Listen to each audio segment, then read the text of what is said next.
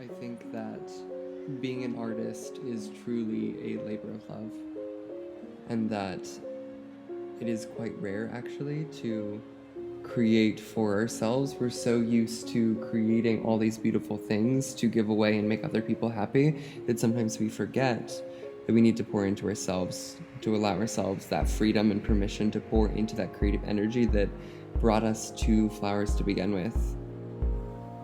I think it's really easy to compare yourself to people, especially in a time when most people are putting the best of their lives on display.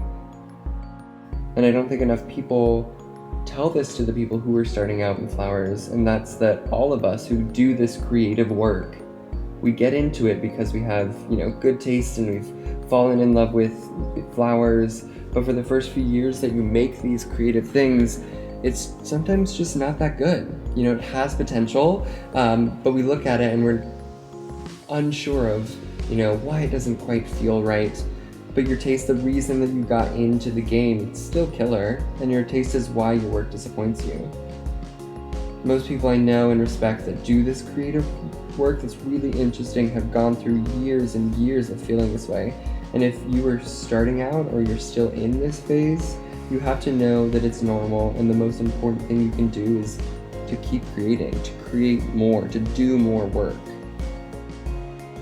Coming from a dance background has fundamentally shaped how I look at installations. For me, creating a floral installation is the same thing as staging and choreographing a ballet. Every element on its own is beautiful in its own right, but the real magic is how everything moves and interacts with each other. So this project has been really a dream to see all of my worlds colliding. I personally live by a quote from Martha Graham, who is arguably the pioneer of modern dance, and she essentially says that because there is only one of you in all time, your expression is unique. And if you block it, it will never exist and through any other medium be lost. The world will just not have it.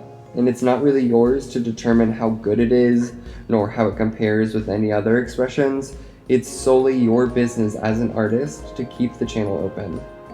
It's arguably a blessed unrest that makes us more alive than everybody else.